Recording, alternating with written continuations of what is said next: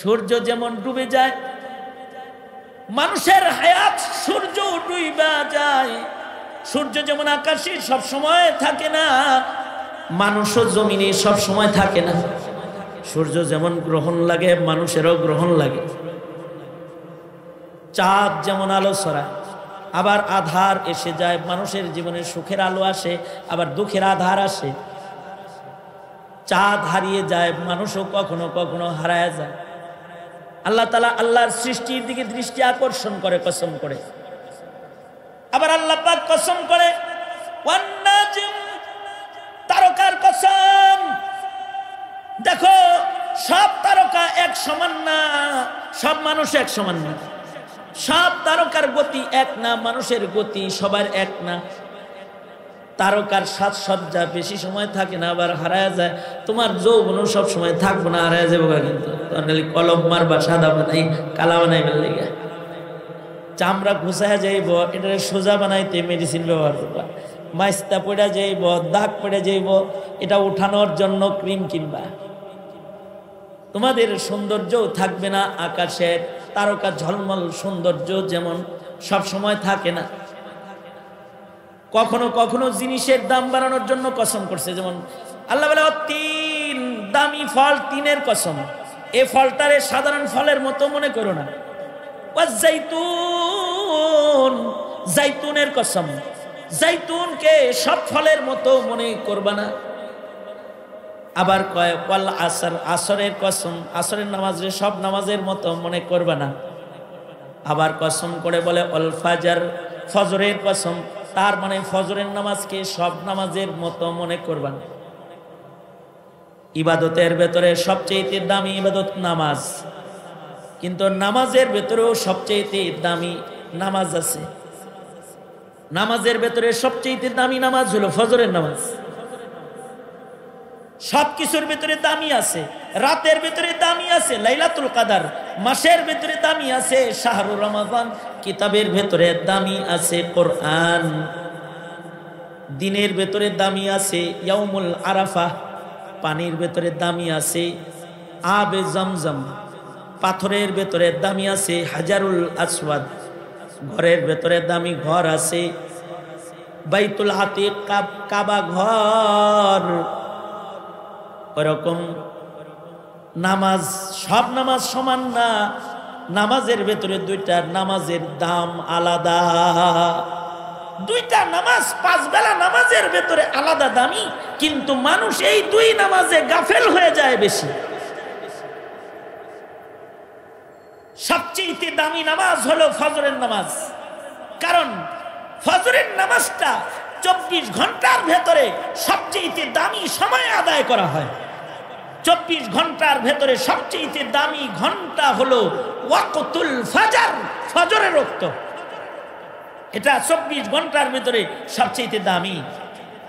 এ কারণে এই সময়ে মুমিনের ঘুম আল্লাহ পছন্দ করে না। সারা দুনিয়ায় ফজরের সময় এলান হয় আসসালাতু খায়রুম মিনান নাওম, ঘুমের চাইতে নামাজ ভালো কাজ। ঘুমায় না, উঠো নামাজে দাঁড়ায় যাও, আল্লাহু আকবার কবীর। ফজর পড়ো, এ দামি সময়, দামি সময় ঘুমায় কাটায় কেউ? ঘুমায়ও না, দামি কাম করো, নামাজ পড়ো। আসসালাতু খায়রুম মিনান নাওম। ফজরের নামাজের সময় মুমিন ঘুমাক, এটা আল্লাহর অপছন্দ। আর ফজরের নামাজের সময় ঘুম, এটা শয়তানের পছন্দ। আর ফজরের নামাজের সময় না ঘুমায় থাকা, জাগ্রত থাকা আল্লাহর পছন্দ। এ কারণে ফজরের সময় জাগাইতে হয়। ঘরওয়ালার দায়িত্ব ঘরের মানুষ জাগাবে, মসজিদের মুয়াজ্জিনের দায়িত্ব মুসল্লি সব জাগাবে। মাইক দিয়ে আজান দিয়া কয় আসসালাতু খায়রুম মিনান নাওম, ঘুমাইস না, সব উঠা যা। রাষ্ট্রের দায়িত্ব ফজরের সময় ঘন্টি বাজানো।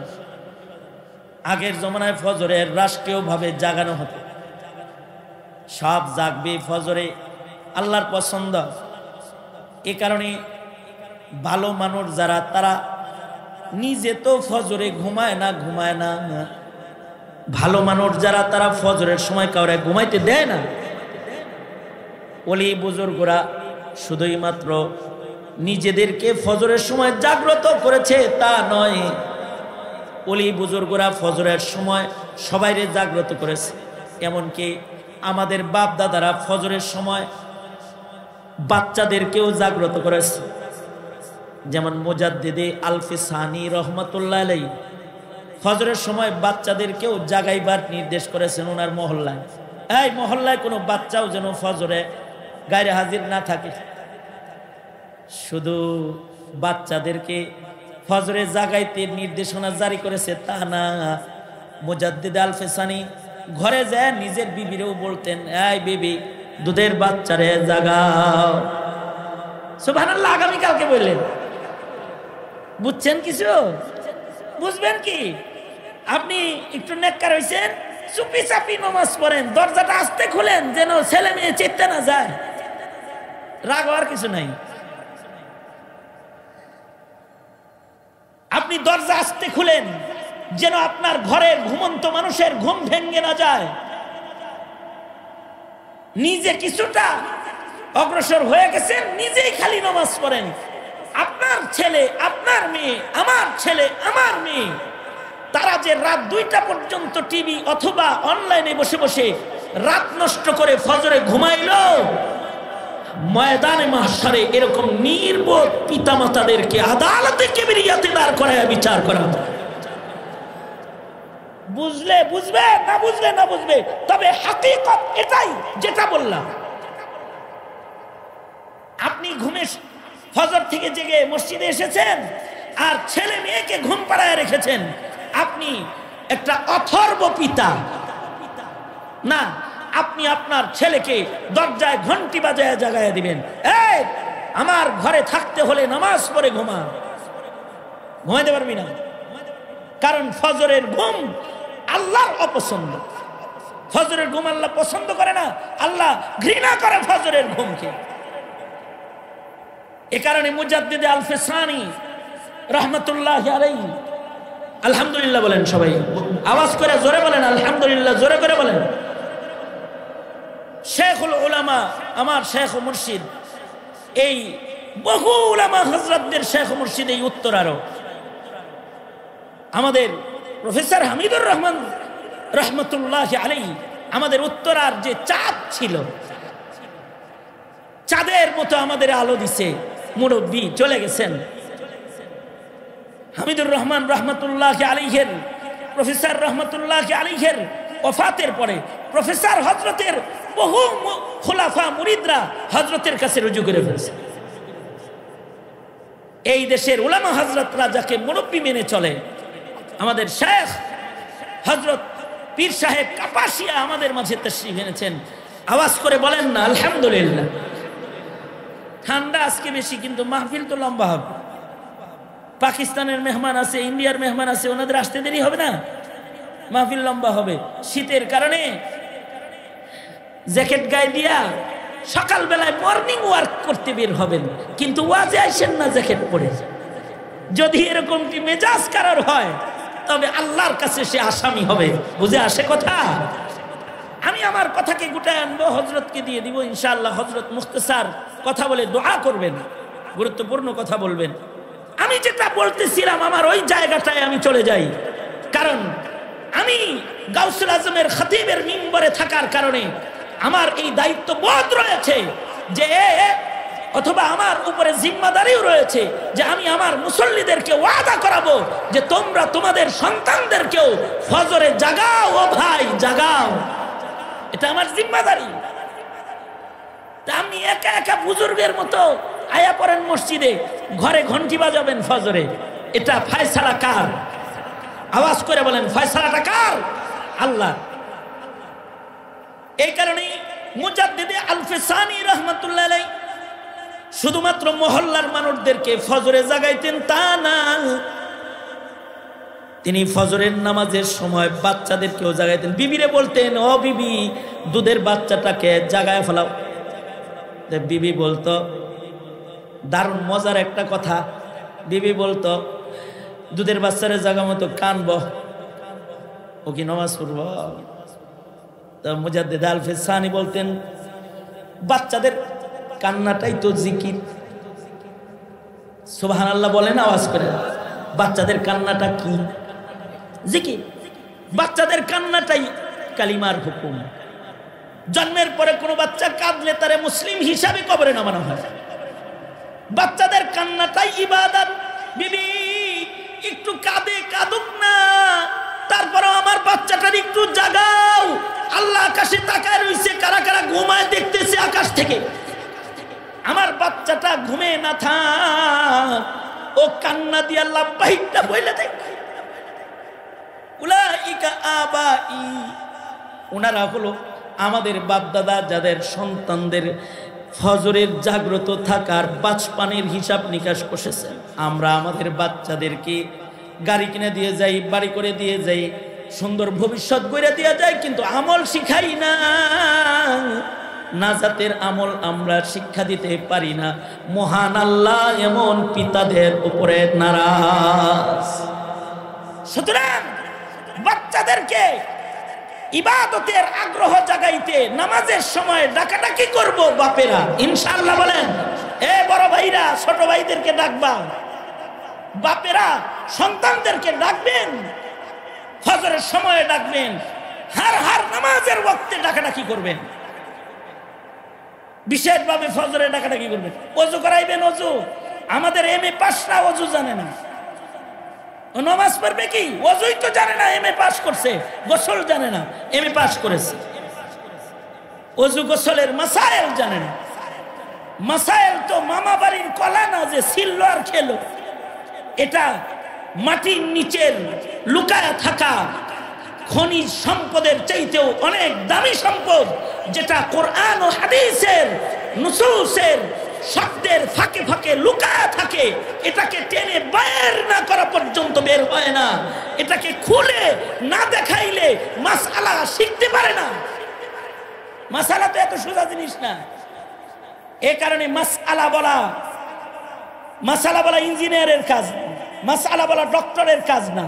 মাসআলা বলা হলো ফকিহের কাজ, আলেমের কাজ। এই ফয়সালা খালিদ সাইফুল্লাহ আইয়ুবীর না, এই ফয়সালা আল্লাহর। আল্লাহ বলে ফাসআলু আহলা যিকরি ইন কুনতুম লা তা'লামুনা বিল বাইয়িনাতি ওয়াজ জুবুর। ওয়াল আসরি ইন্নাল ইনসানা লাফি খুসর ইল্লাল্লাযীনা আমানু ওয়া আমিলুস সালিহাত ওয়া তাওয়াসাউ বিল হাক্কি ওয়া তাওয়াসাউ বিস সাবর। وقال النبي صلى الله عليه وسلم كل أمتي يدخلون الجنة إلا من أبى قيل من يأبى يا رسول الله قال من أطاعني دخل الجنة ومن عصاني فقد أبى أو كما قال عليه الصلاة والسلام اللهم صل على محمد وعلى آل محمد كما صليت على إبراهيم وعلى آل إبراهيم إنك حميد مجيد اللهم بارك على محمد وعلى آل محمد كما باركت على إبراهيم وعلى آل إبراهيم إنك حميد مجيد الحمد لله আল্লাহ পাকের দরবারে আলিশানে শুকর। আল্লাহ পাক আমাদেরকে দ্বীনি নসিহতের মাহফিলে গাউসুল আজম জামি মসজিদ কমিটির উদ্যোগে আয়োজিত নবম বার্ষিক তাফসিরুল কোরআন মাহফিলে আল্লাহ তাআলা আসার বসার তৌফিক দান করেছেন। কালিমাতুশ শুকর, আলহামদুলিল্লাহ।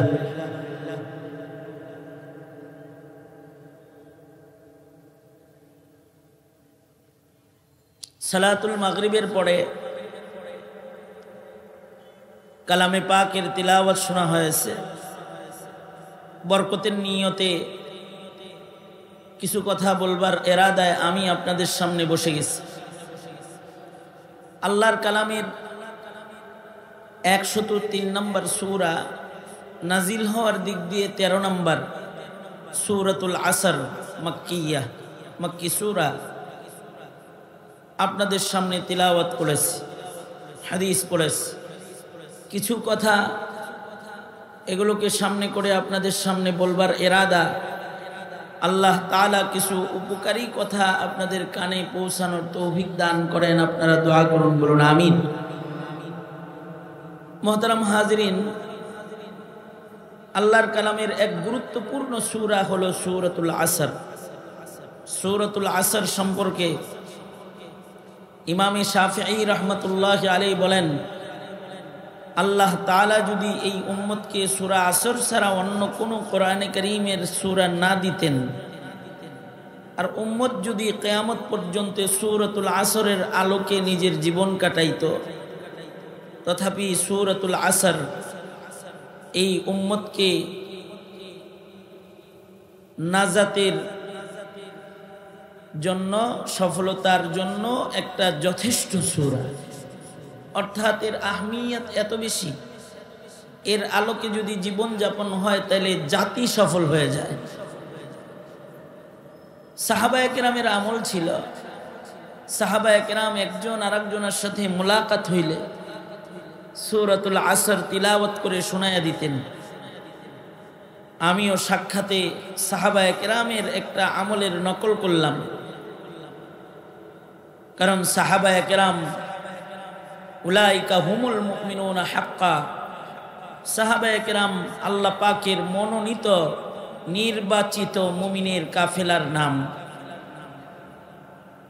মনোনীত নির্বাচিত এজন্যে যে কিয়ামত পর্যন্ত সাহাবী হওয়ার আর সুযোগ নাই। এটা আল্লাহ পাকের নির্বাচিত নির্ধারিত। নবী যেমন নির্বাচিত নির্ধারিত, সাহাবায়ে কেরাম এই জামাতটাও নির্বাচিত এবং নির্ধারিত। কিয়ামত পর্যন্ত আর কেউ সাহাবী হতে পারবে না।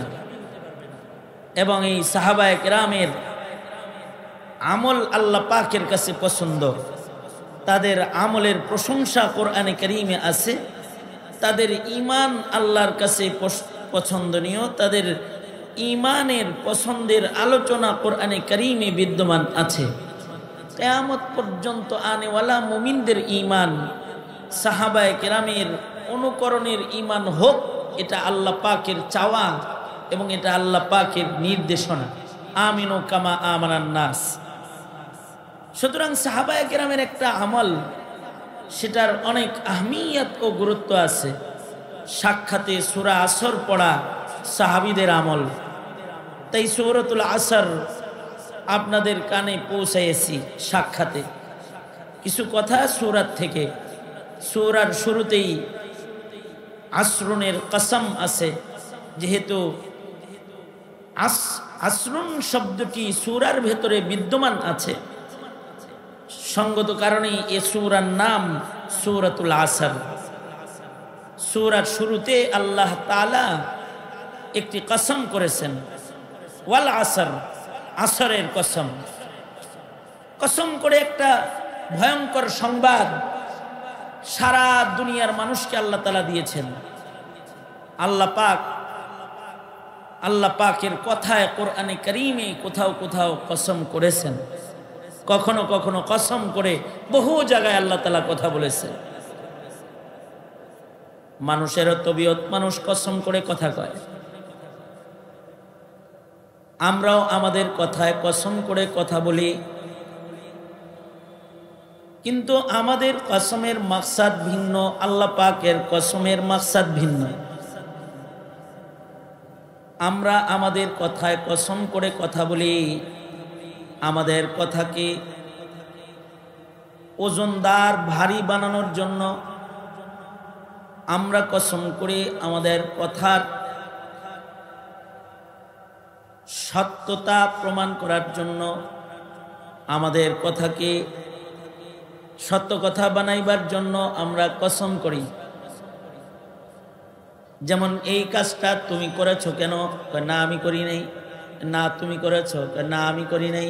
না তুমি ছাড়া এমন কাজ কেউ করতে পারে না। আল্লাহর কসম করি নাই। কসমের মাধ্যমে কথার সত্যতা এসেছে। এবার যে শোনে সে বলে আল্লাহর নামে যেহেতু কসম খাইছ তাইলে মনে হয় করো নাই। তার মানে মানুষের মুখের কসম তার কথাকে সত্যতা প্রমাণিত করতে সাহায্য করে। এ কারণে মানুষ কসম খুব বেশি করে।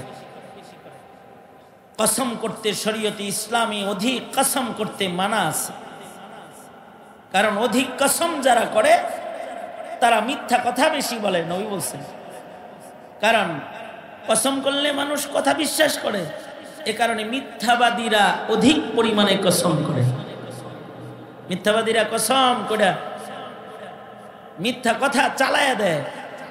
এ ভাই এই পণ্যটা কিনা হইল 55 টাকা, আল্লাহর কসম 55 টাকা কিনা। তার মানে হিসাব করে রয়েছে 10 টাকা বাড়ায়া বলি, 1 টাকাও যদি দেয় তাও এব 16 টাকা। বাস কসম করে মিথ্যা চালানোর স্বভাব মিথ্যাবাদীদের আছে। এ কারণে মুমিনেরা কসম করবে কম। তবে মুমিন যদি কসম করে তাহলে কসম পুরা করা এটা ইবাদত ওয়াজিব। কেউ যদি কসম ভেঙে ফেলে তাহলে তার উপরে জরিমানা এসে যায়, কাফারা আছে।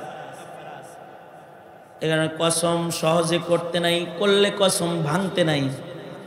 কারণ কসম ভাঙলে পরে কাফারা দিতে হইব।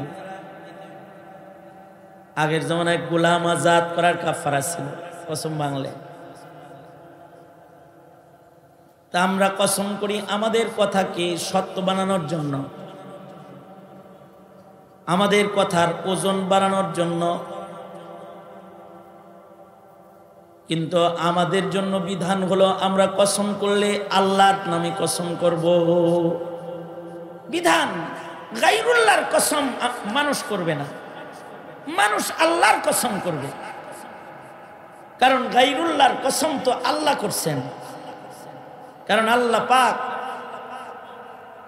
মাখলুক সৃষ্টির কসম করে করে কথা বলেছেন। কেন কসম করেছেন? কসমের মাধ্যমে সৃষ্টির মূল্য তুলে ধরেছেন। মানুষ গায়রুল্লাহর কসম করবে না, কারণ মানুষের হৃদয়ে কসম করে গায়রুল্লাহর আজমত বানানোর দরকার নাই। মানুষের হৃদয়ে আজমত বাড়াইতে হবে আল্লাহ, আল্লাহ পাকের আজমত বাড়াবে। এ কারণে মানুষ যদি কসম করে তাহলে মানুষ আল্লাহর নামে করবে। অনেকে কয় মার কসম, ছেলের কসম, আব্বার কসম, অমুকের কসম, জায়েজ নেই। মানুষ কসম করলে কসম করবে আল্লাহর কসম। মুমিনের কসম আল্লাহর নামে হবে।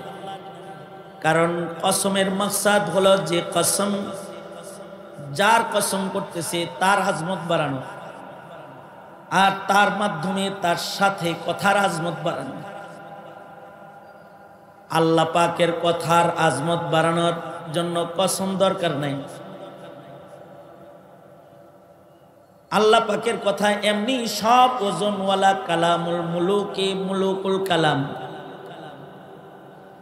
আল্লাহ পাকের কথা কসম করে সত্য প্রমাণিত করার দরকার নাই। ওয়ামান আসদাকু মিনাল্লাহি কিলা, আল্লাহর চাইতে সত্য বলনেওয়ালা আর কে আছে? সুতরাং আল্লাহর কথা কসম করে সত্য বানানোরও দরকার নাই, এবং আল্লাহর কথা কসম করে ওজন বাড়ানোরও দরকার নেই। কিন্তু আল্লাহ তাআলা মাঝে মাঝে জায়গায় জায়গায় কসম করে করে কথা বলেছেন। আওয়াজ কমাই দিতে বলেন তো, ইকো বন্ধ করো। কসম করে আল্লাহ পাক যার কসম করেছেন এই জিনিসটার দিকে মানুষদেরকে দৃষ্টি আকর্ষণ করেছে। যেমন আল্লাহ পাক কোরআনে কারীমে কসম করেছেন ওয়াশ-শামস, সূর্যের কসম, ওয়াল কামার, চাঁদের কসম। তার মানে দুনিয়ার মানুষদেরকে সূর্যের কসম করে আল্লাহ তাআলা সূর্যের দিকে দৃষ্টি আকর্ষণ করলেন। সূর্যের কসম আল্লাহ করেছেন, তার মানে সূর্য দামি জিনিস। চায়া দেখো একটু, চায়া দেখলে লাভ কি? সূর্য চায়া দেখলে, সূর্য দেখে আল্লাহকে চিনতে পারবে। সূর্য এত বড় সূর্য যিনি বানাইছেন, তাহলে এর বানানেওয়ালা আল্লাহ কত বড়। সূর্যের আলোর এত পাওয়ার যে সূর্যের আলোয় জমিন ফেটে যায়, সূর্যের আলোয় গাছে আগুন ধরে যায়। বিজ্ঞানীরা বলে সূর্যের আলো আর পৃথিবীর মাঝখানে পর্দা আছে। সেই পর্দা নাকি বিজ্ঞানীরা বলে এটা, সেই পর্দা জায়গায় জায়গায় ছিঁড়ে গেছে। এ কারণে সূর্যের আলোটা যখন ডাইরেক্ট, রিফাইন না হয়ে ডাইরেক্ট যখন এটা জমিনের উপরে পড়ে, ওখানে তাপমাত্রা বেড়ে যায়, আগুন ধরে যায়। মানুষ বুঝতে না পারলে কত কিছু কয় গজবের আগুন জ্বলে, আর ওরা কয় তাপমাত্রার আগুন জ্বলে। পর্দা ছিঁড়ে গেছে। অবশ্যই সূর্য পাওয়ারফুল। আল্লাহ তাআলা সূর্যের কসম করে সূর্যের পাওয়ার দৃষ্টি আকর্ষণ করেছেন। সূর্যের আলোর যত শক্তি আছে, সূর্যের আলোরই যদি এত শক্তি হয়, যেই শক্তিধর আল্লাহ সূর্য বানাইছেন, তার শক্তি কত! আল্লাহু আকবার কবির। যে বুঝে এটা তার জন্য বুঝার বিষয়। সূর্যের কসম করে সূর্যের দিকে লক্ষ্য করে আমাদের আল্লাহ তাআলার নামাজ পড়তে হয়। সূর্য একটা গুরুত্বপূর্ণ জিনিস, এটা দিয়ে নামাজ পড়া হয়। আকিমিস সালাতা লিদুলুকিশ শামসি ইলা গাসাকিল লাইলি ওয়া কুরআনাল ফাজর ইন্না কুরআনাল ফাজরি কানা মাশহুদা। সূর্য উদয়ের আগ দিয়ে এক ওয়াক্ত নামাজ আসে, সূর্য হেলে গেলে আর এক ওয়াক্ত নামাজ আসে, সূর্য ছায়া মিশে দ্বিগুণ হয়ে গেলে, বেশি হেলে গেলে, সূর্য যখন বুড়া হয়ে যায় তখন আর একটা নামাজ আসে। আবার সূর্য যখন ডুবে যায় তখন আর একটা নামাজ আসে। সূর্যের আলো একেবারে হারিয়ে যখন রাত কালো হয়ে যায়, আর একটা নামাজ আসে। সূর্য এটা নামাজ ঘড়ি। আবার কয় চাঁদের দিকে তাকাও, ওয়াল কামার, চাঁদের কসম, চাঁদ হলো তোমাদের ইবাদত ঘড়ি। ইয়াসআলুনাকা আনিল আহিল্লা কুল হিয়া মাওয়াকিতু লিন্নাস। কাফেররা জিগায় চাঁদ কি জিনিস? আল্লাহ কয় এটা তোমাদের জন্য ইবাদত ঘড়ি। এটা দেখা দেখা হজ করবা, এটা দেখা আরাফায় যাইবা, চাঁদ গই না মিনায় যাইবা, চাঁদ গই না রোজা রাখবা, চাঁদ দেখা ঈদ করবা। আল্লাহু আকবার কবির। চাঁদ দেখে দেখে, চাঁদ আর সূর্য দিয়ে তোমরা তোমাদের জীবনের বছর গুনবা। কসম করে আল্লাহ তাআলা এগুলোকে দেখতে বলেছেন। দেখলে লাভ আছে। সূর্য যদি খেয়াল করে কেউ দেখে, তাহলে সে খেয়াল করে সূর্য দেখলে তার ঈমান মজবুত হয়ে যাবে। আল্লাহ পাকের সৃষ্টি দেখলে আল্লাহ চিনা যায়। মানুষের জীবনের যেমন কৈশোর আছে, শৈশব আছে, সূর্যেরও একটা শৈশব আছে। সূর্য যখন কেবল উদয় হয় তখন সূর্য শৈশবে থাকে। এ কারণে সূর্যরে তখন মানুষ কোলে লইতে চায়। দেখবেন কক্সবাজারে যায় সূর্য এটা কোলে লইবার চায়, সূর্য হাতে লইতে চায়, শৈশবে আছে। সূর্যের আবার যৌবন আছে। যখন সূর্য তেজ হয়ে যায় তখন ওর যৌবন এসে যায়। ওর যৌবন এসে গেলে ওর দিকে তাকানো যায় না। সূর্য তাকায়, সূর্যের আলো মানুষ তার চোখের দৃষ্টি শক্তি দিয়ে দেখা যায় না। আবার সূর্যের বার্ধক্য আছে। আসরের সময় সূর্য বুড়া হয়ে যায়, তখন এটার দিকে তাকায় থাকা যায়, এটার দিকে চায়, তখন আবার সূর্যের সৌন্দর্য দেখা যায়। এটা ডুবা দেখতে কক্সবাজারে চলে যায়, উদয় অস্ত দেখবে, আবার কুয়াকাটা চলে যায়। তো এটারও কোলে লইতে চায়, বুড়া বয়সে দুর্বল মানুষের যেমন কোলে লয়, সূর্যেরও কোলে লইতে চায়। সূর্য যেমন ডুবে যায়, মানুষের হায়াত সূর্য ডুইবা যায়। সূর্য যেমন আকাশে সব সময় থাকে না, মানুষও জমিনে সব সময় থাকে না। সূর্য যেমন গ্রহণ লাগে, মানুষেরও গ্রহণ লাগে। চাঁদ যেমন আলো ছড়ায়, আবার আধার এসে যায়। মানুষের জীবনে সুখের আলো আসে, আবার দুঃখের আধার আসে। চাঁদ হারিয়ে যায়, মানুষও কখনো কখনো হারায় যায়। আল্লাহ তাআলা আল্লাহর সৃষ্টির দিকে দৃষ্টি আকর্ষণ করে কসম করে। আবার আল্লাহ পাক কসম করে ওয়ান নাজম, তারকার কসম। দেখো, সব তারকা এক সমান না, সব মানুষ এক সমান না। সব তারকার গতি এক না, মানুষের গতি সবার এক না। তারকার সাজসজ্জা বেশি সময় থাকে না, আবার হারায় যায়। তোমার যৌবনও সব সময় থাকবো না, হারায় যাবো। কিন্তু কলম মারবা, সাদা বানাই কালা বানাই ফেললে, চামড়া ঘুষায় যাইব, এটা সোজা বানাইতে মেডিসিন ব্যবহার করবা। মাইস্তা পড়ে যাইব, দাগ পড়ে যাইব, এটা উঠানোর জন্য ক্রিম কিনবা। তোমাদের সৌন্দর্যও থাকবে না। আকাশের তারকা ঝলমল সৌন্দর্য যেমন সব সময় থাকে না। কখনো কখনো জিনিসের দাম বাড়ানোর জন্য কসম করছে। যেমন আল্লাহ বলে তিন, দামি ফল তিনের কসম। এই ফলটারে সাধারণ ফলের মতো মনে করো না। জাইতুন, জাইতুনের কসম। জাইতুনকে সব ফলের মতো মনে করবা না। আবার কয় ওয়াল আসর, আসরের কসম। আসরের নামাজে সব নামাজের মতো মনে করবা না। আবার কসম করে বলে অল ফাজর, ফজরের কসম। তার মানে ফজরের নামাজকে সব নামাজের মতো মনে করবা না। ইবাদতের ভেতরে সবচেয়ে দামি ইবাদত নামাজ, কিন্তু নামাজের ভেতরেও সবচেয়ে দামি নামাজ আছে। নামাজের ভেতরে সবচেয়ে দামি নামাজ হলো ফজরের নামাজ। সবকিছুর ভেতরে দামি আছে। রাতের ভেতরে দামি আছে লাইলাতুল কদর, মাসের ভেতরে দামি আছে শাহরুর রমাদান, কিতাবের ভেতরে দামি আছে কোরআন, দিনের ভেতরে দামি আছে ইয়াউমুল আরাফা, পানির ভেতরে দামি আছে আবে জমজম, পাথরের ভেতরে দামি আছে হাজারুল আসওয়াদ, ঘরের ভেতরে দামি ঘর আছে বাইতুল আতিক, কাবা ঘর। ওরকম নামাজ, সব নামাজ সমান না। নামাজের ভেতরে দুইটা নামাজের দাম আলাদা।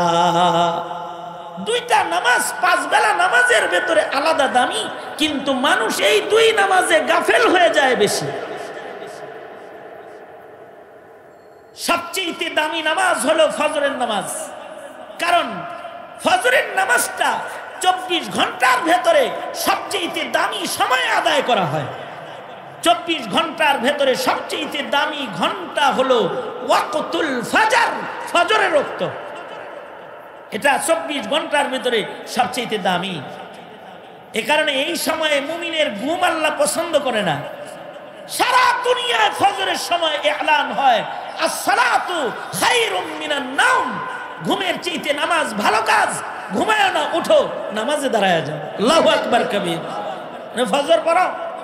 দামি সময়, দামি সময় ঘুমায় কাটায় কেউ? ঘুমায়ও না, দামি কাম করো, নামাজ পড়ো। আসসালাতু খায়রুম মিনান নাওম। ফজরের নামাজের সময় মুমিন ঘুমাক, এটা আল্লাহর অপছন্দ। আর ফজরের নামাজের সময় ঘুম, এটা শয়তানের পছন্দ। আর ফজরের নামাজের সময় না ঘুমায় থাকা, জাগ্রত থাকা আল্লাহর পছন্দ। এ কারণে ফজরের সময় জাগাইতে হয়। ঘরওয়ালার দায়িত্ব ঘরের মানুষ জাগাবে, মসজিদের মুয়াজ্জিনের দায়িত্ব মুসল্লি সব জাগাবে। মাইক দিয়ে আজান দিয়া কয় আসসালাতু খায়রুম মিনান নাওম, ঘুমাইস না, সব উঠা যা। রাষ্ট্রের দায়িত্ব ফজরের সময় ঘন্টি বাজানো।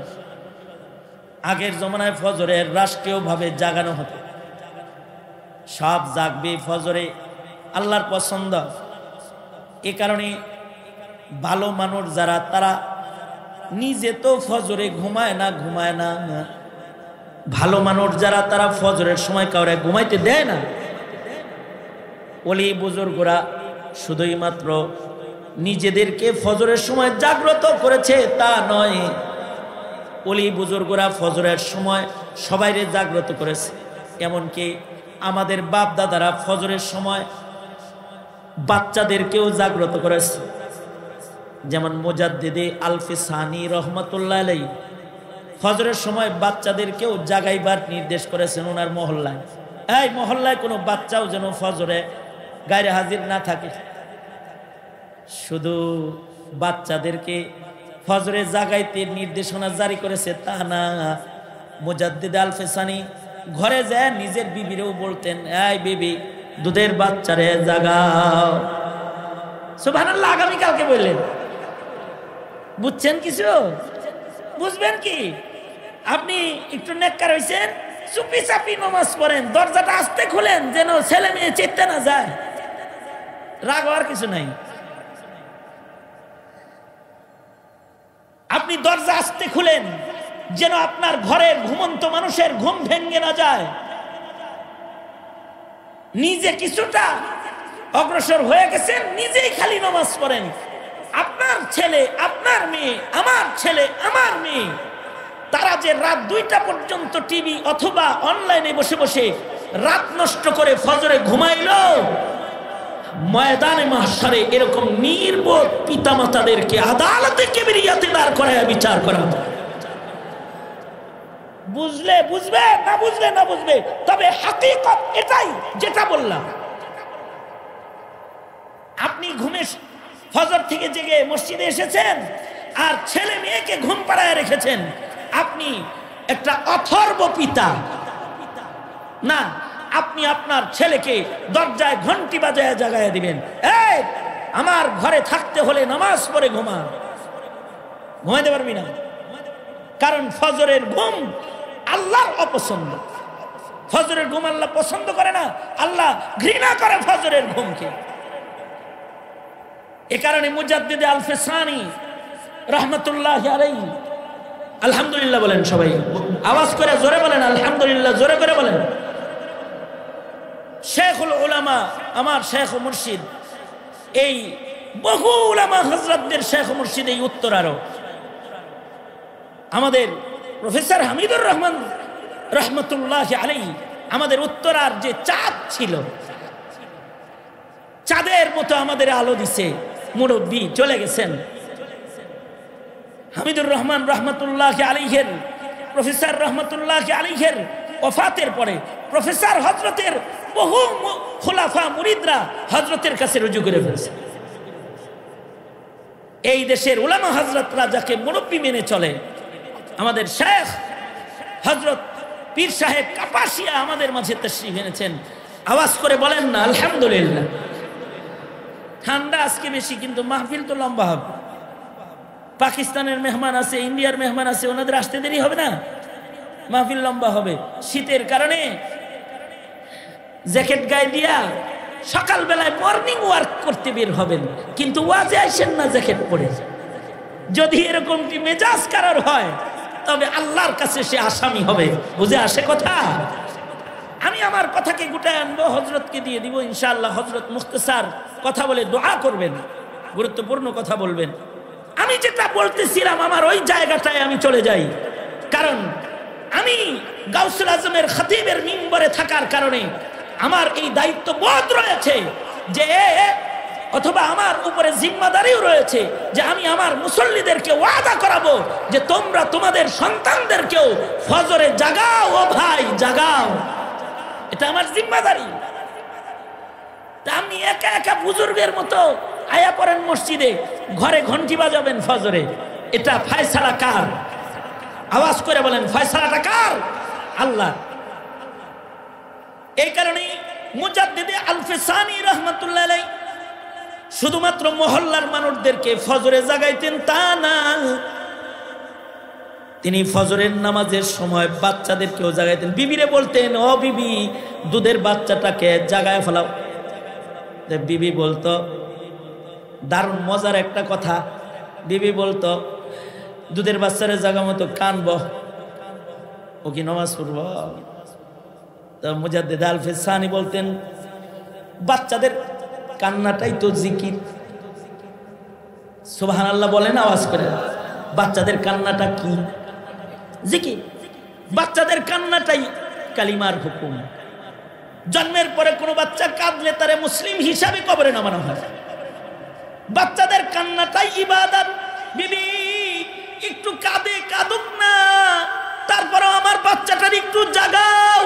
আল্লাহ আকাশে তাকায় রইছে, কারা কারা ঘুমায় দেখতেছে আকাশ থেকে। আমার বাচ্চাটা ঘুমে না থাক, ও কান্না দিয়ে আল্লাহ বাহিরটা বইলে দেখ। উলাইকা আবাই, ওনারা হলো আমাদের বাপদাদা, যাদের সন্তানদের ফজরের জাগ্রত থাকার বাচপানের হিসাব নিকাশ কষেছেন।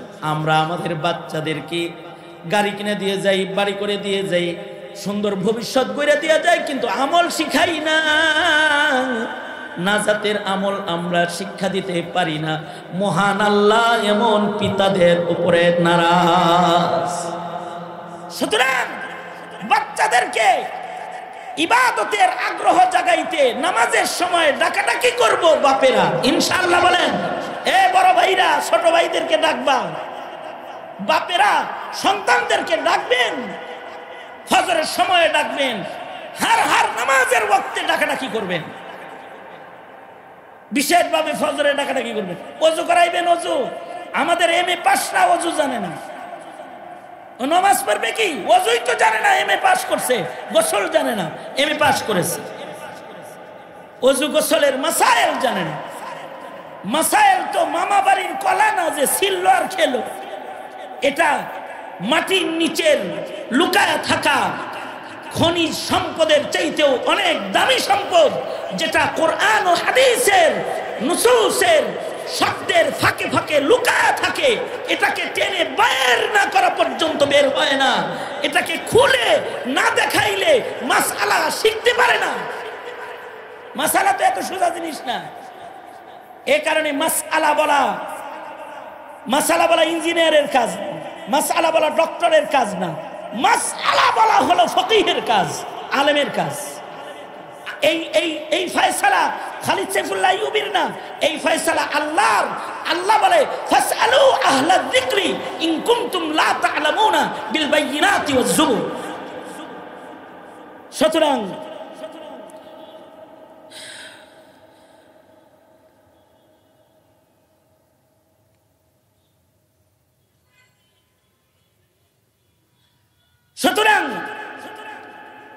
মাহফিলে উপস্থিত হয়ে কিছু মাসাইল তো শোনা দরকার আছে। কি দরকার আছে না? এই ধরে বলেন, এগুলো মাসালা।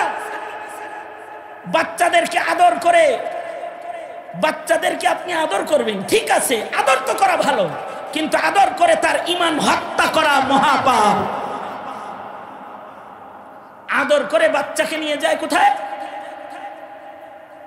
ফ্যান্টাসি কিংডম, ইবলিসি সিস্টেম, পার্ক, ঘোরার জায়গা, বিভিন্ন জায়গা, যত শয়তান আর ইবলিস বয়ে থাকে জেনে আদর করে সেখানে নিয়ে যায়।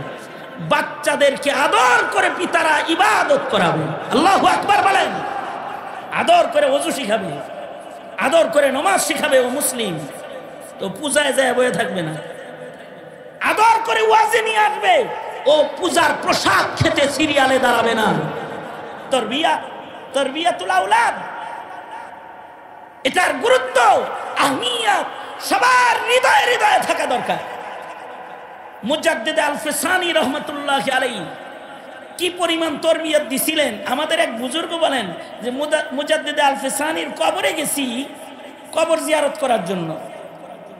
কবর জিয়ারত করতে যায়, ওখানে আসরের নামাজের টাইম হয়েছে। তা আসরের নামাজে বুজুর্গ নামাজ পড়তে মসজিদের বারান্দায় দাঁড়ায় রয়েছে, দেখে ছোট ছোট বাচ্চারা মসজিদের সামনে মাঠে খেলতেছে।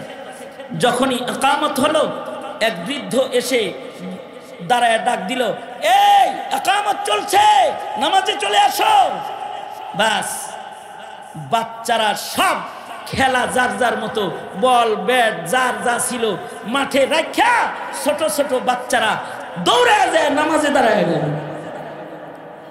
বুজুর্গর টেনশন হইল, একজনে বারান্দায় দাঁড়িয়ে ডাক দিল, আর সব বাচ্চারা যে মসজিদে যায় বসে গেল।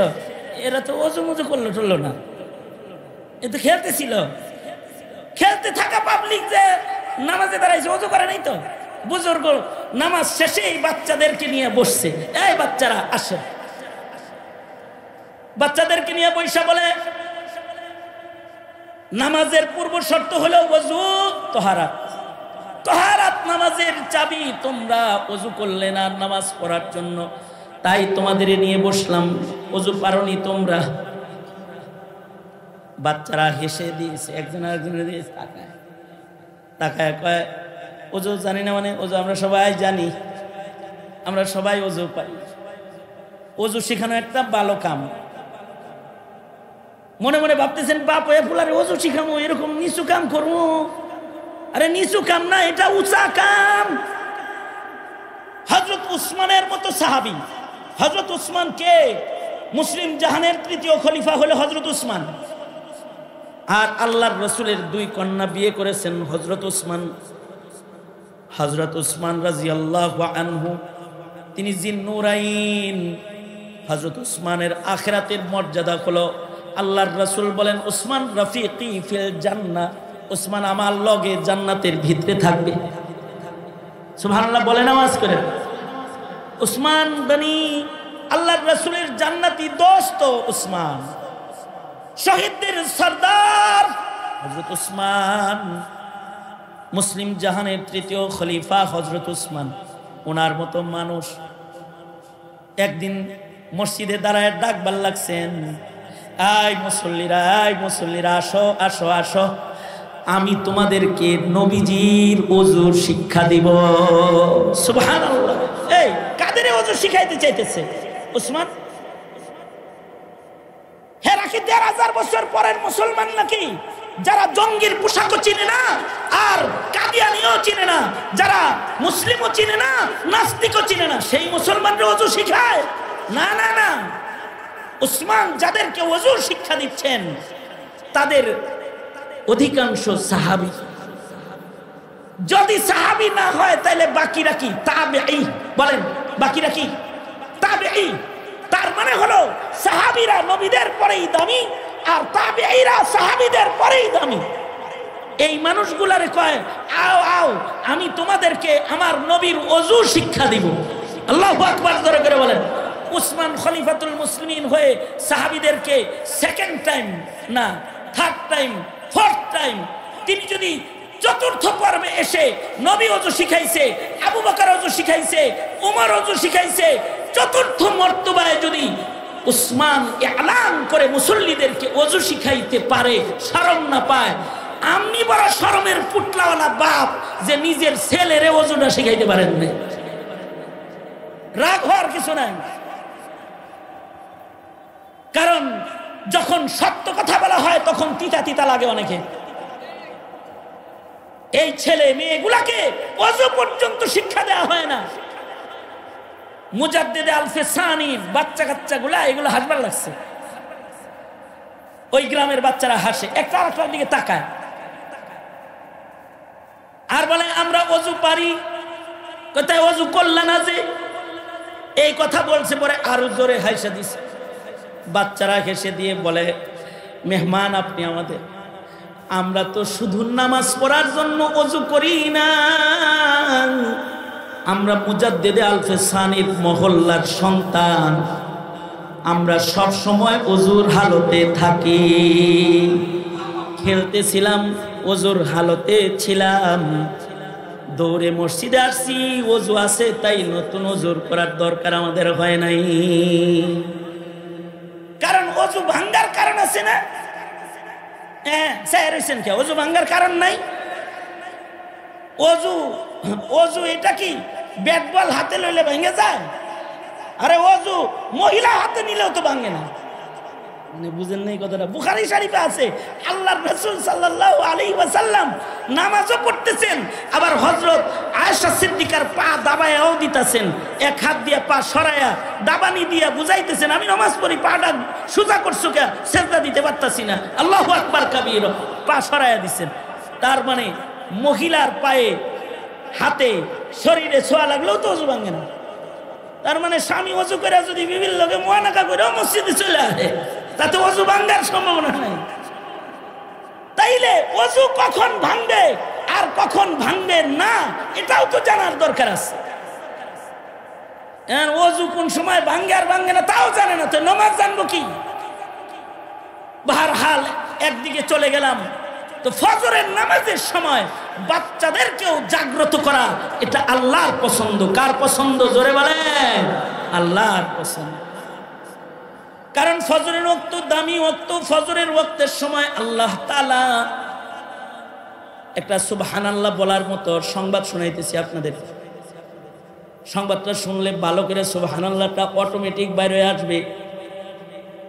ফজরের ওয়াক্তটা এত দামি ওয়াক্ত যে ফজরের ওয়াক্তের সময় লক্ষাধিক পয়গম্বরকে আল্লাহ তাআলা নবুয়ত হাদিয়া দিয়েছে। তার মানে হলো ফজরের ওয়াক্তটা হলো নবুয়তি দেওয়ার সময়। আর ওয়াক্তুল আসর, আসরের ওয়াক্তটা হলো বেলায়েতি দেওয়ার সময়। ফজরে আল্লাহ নবুয়ত দিছে, আসরে কিন্তু বেলায়েত দিয়ে দিবে। কারণ যাদের আসরের হিফাজত ভালো হয় আল্লাহর কাছে তাদের মর্যাদা বেড়ে যায়। এই কারণে কুতুবউদ্দিন বখতিয়ার কাকি বলে, আমার জানাজার নামাজ সে পড়াবে যার জীবনে তাকবীরে উলা ছুটে নাই। তার মানে তাকবীরে উলা এটা ওলায়াতের মাপকাঠি। সে জানাজা পড়াবে যার তাহাজ্জুদ ছুটে নাই। যেমন ইমামে আজম আবু হানিফার 40 বছরের ভেতরে তাহাজ্জুদ ছুটে নেয়, এশার ওযু দিয়া ফজর। সে আমার জানাজা পড়াবে যে চোখের গুনাহ করে নাই। সে আমার জানাজা পড়াবে যার আসরের সুন্নতটাও সে কাজা করে নাই। আসর তো তার কাজা নাই, আসরের সুন্নত কাজা নাই। কারণ আসরের সুন্নত সহ আসর পড়া, আসরে কত যত্ন করলে পড়া সম্ভব? কারণ আসর তো দুর্বল ওয়াক্ত, যে কোনো সময় অবহেলা করলেই এটা কাজা হয়ে যায়। ঘুমন্ত অবস্থায় একটা নামাজ কাজা হয়, এটার নাম ফজর। আর গাফেল দিলে আরেকটা নামাজ নমাজির কাজা হয়, সেটার নাম আসর। এ কারণে আল্লাহ পাক এই দুই নামাজের কসম কোরআন মজিদে করেছে। যেগুলো দামি নামাজ, এগুলো দিয়ে তোমার বেলায়াত টিকবে, আবদিয়াত রক্ষা পাবে। খেয়াল করে রাখো। হতে পারে আল্লাহ তাআলা আসর দিয়ে হায়াতের কসম করেছেন। আসরের কসম তার মানে হায়াতের কসম। ওয়াল আসর, আসরের কসম তোমার দামি মূল্যবান হায়াতটার কসম। কারণ সময় মার্কেটে কিনতে পাওয়া যায় না, এটা অনেক দামি জিনিস। সময় যেটা চলে যায় সেটা আর ফেরত আসে না। আর দুনিয়া মুদবিরাতুন ওয়াল আখিরাতু মুকবিলাতুন, সামনে যাইতেছি, কবরের দিকে যাইতেছি, আর দুনিয়া পিছে পড়তেছে। ওয়াল আসর, হায়াতের কসম, কালের কসম, মহাকালের কসম। হতে পারে কাল আসর, আসরের কসম করে আসরের সাথে তুলনা করে, এই তোমার হায়াত কিন্তু আসরের নামাজের মতন। আসরের নামাজ যেমন অবহেলা করলে কাজা হইয়া যায়, হায়াতে কেউ যদি আল্লাহর গোলামিতে অবহেলা করে হঠাৎ করে তার জীবন সূর্য ডুইবা যায় আর মালাকুল মউত সামনে দাঁড়ায়া যায়, তখন আর ইবাদত করার মতো সময় কিন্তু তুমি পাবা না। তার মানে হলো হায়াতের কসম, হায়াতের নিসবতে কিন্তু তোমরা সবাই ইন্নাল ইনসানা লাফি খুসর, সব মানুষ হায়াত নিসবতে ধ্বংসে আছো। কারণ হায়াত হলো বরফের চাকার মতন, এটা গোলবাল লাগছে, ছোট হইতেছে। এক সময় হায়াত নামক ক্যাপিটাল নাই হয়ে যাবে। সব মানুষ এই লস, এই ক্ষতির ভেতরে পড়ে আছো। ইন্নাল ইনসানা লাফি খুসর, সব মানুষ ধ্বংসে আছো, ধ্বংসের ভেতরে নিপতিত। শেখ হাসিনারও হায়াত কমতেছে, খালেদা জিয়ারও হায়াত কমতেছে, অলি বুজুর্গেরও হায়াত কমতেছে, খালিদ সাইফুল্লাহরও হায়াত কমতেছে। আপনি যে সামনে বসে রয়েছেন আপনারও হায়াত কমতেছে, বাড়তেছে না, কমতেছে। এক বুজুর্গ বলে সূরাতুল আসর বুঝে এসেছে আমার বাজারে যায়। বাজারে যায় আবার সূরা আসর কেমনে বুঝে আসলো? বাজারে যায় দেখি এক লোক বরফ বেচে। বরফ বেচার স্টাইলটা কি? গরমের দিন ইফতারের পূর্ব মুহূর্তে বাজারে যায় চিল্লাইতেছে, বরফ বরফ, এই ভাই বরফ কিনবেন, বরফ। জোরে জোরে চিল্লায়। একজনে কয়, হেই চিল্লাস কে? বরফ হাতে লইয়া দাঁড়ায় থাকতে পারস না? মানুষে চোখে দেখে না? এত চিৎকার করো কেন? বরফ বরফ বরফ বরফ। তো বুজুর্গ বলে যে সে আমারে বললোটা কি, বরফ কি আলু নাকি যে এটা ছোট হইব না মিয়া, এটা নিয়ে আর 5 মিনিট বসে থাকলে ব্যবসা শেষ। এ কারণে চিৎকার করি যে বাজারের এক কোনায় বরফ নিয়ে আমি আসি, সব যেন আমার কাছে আসে। যত তাড়াতাড়ি বিক্রি হবে তত আমার বরফের বাণিজ্য টিকবে। বুজুর্গ বলে হায়াতটা হলো বরফের চাকার মতন। মৌলবীরা চিল্লায়, এই হায়াত বাঁচাও, হায়াত বাঁচাও। আল্লাহ চিল্লায় ওয়াল আসার, ওয়াল আসার, হায়াত বাঁচাও, হায়াত বাঁচাও। ধ্বংসের দিকে যাচ্ছ, মরণ তোমার সামনে আইতেছে আর জীবন তোমার পিছনে চলে যাচ্ছে। এই পৃথিবীতে কেউ থাকার জন্য আসে না, সব কবরের দিকে যায়, কবরের দিকে যায়। আমি নাম বলবো না, এই মসজিদের এক মুসল্লির বাপেরে আমি দেখতে গেছি হসপিটালে। উনি বললেন যে আব্বার শেষ সময় চলছে, আব্বার একটু দেখে আসেন। ভাই আপনি রাগ করেন না, যদি এখানে থেকে থাকেন মাফ করে দিয়েন, এটা আপনি বোঝানোর জন্য বলতেছি, নাম তো আর বলতেছি না। বাপেরে দেখতে গেছি হসপিটালে। হসপিটালে গেলাম কেন? ভাই হুজুর একটু তওবা করাইয়া দেন। আমি গেছি তওবা করাইতে, হাসপাতালে যায় দেখি ক্যাবিনের ভিতরে বয়ে বয়ে এক সাইড অচল, ডান সাইড চলে না, বাম সাইড চলে, এইটা দিয়া রিমোট টিপতেছে আর চ্যানেল পাল্টাইতেছে। আমি যা বললাম কাকা অর্ধেক তো কবরে গেছে গা, ধ্বংস হয়ে গেছে অর্ধেক, আর বাকি অর্ধেক বাকি আছে। এইটা দিয়া চ্যানেল না পাল্টায়া আমার পকেটের তসবিটা আপনাকে দিয়ে গেলাম। আল্লাহ আল্লাহ জপেন, আল্লাহ আল্লাহ জপেন, কারণ এইটুক চলে গেলে আল্লাহ জপার টাইমও পাইবেন, পাবেন। ইহা হাম সব মুসাফির হ্যায় ওহি আখের ঠিকানা, কোই আগে রওয়ানা হে উই পিছে রওয়ানা। আল্লাহ তাআলা ওই কথাটাই বলে আসরের কসম, সব মানুষ তোমাদের হায়াত কমতেছে কিন্তু তাদের ভয় নাই, মরে গেলে তাদের ভয় নাই। ইল্লাল্লাযীনা আমানু ওয়া আমিলুস সালিহাত ওয়া তাওয়াসাউ বিল হাক্কি ওয়া তাওয়াসাউ বিস সাবর। যাদের 4 গুণ হবে তারা মরলে অসুবিধা নাই। 1 নাম্বার গুণ ঈমান, 2 নাম্বার গুণ আমলে সালেহ, 3 নাম্বার গুণ তাওয়াসি ইলাল হক, নিজে খালি ভালো না অন্যেরে ভালো বানানোর জন্য দাওয়াত তাবলীগ করে। যেমন আগামী 31-1-2 ইজতেমায় কি হয়? তাওয়াসি ইলাল হক, মানুষদেরকে ইবাদতের দিকে আহ্বান করা হয়। ইজতেমা সফল করতে প্রস্তুত আছি না ইনশাআল্লাহ? উলামাদের এই ইজতেমাকে সফল করব, উলামাদের মূল্যায়নকারী হও। উলামারা মাসাইল বলে, মাসাইল মাসাইল মাসাইল সারা ইবাদত করলে ওই ইবাদত হয় না। যখন আলেম উলামার মাসাইল কেউ না বুঝে তখন তার জিন্দেগি বরবাদ হয়ে যায়, নষ্ট হয়ে যায়। সে তখন হত্যা করাকে ইবাদত মনে করে মানুষ মারা শুরু করে দেয়।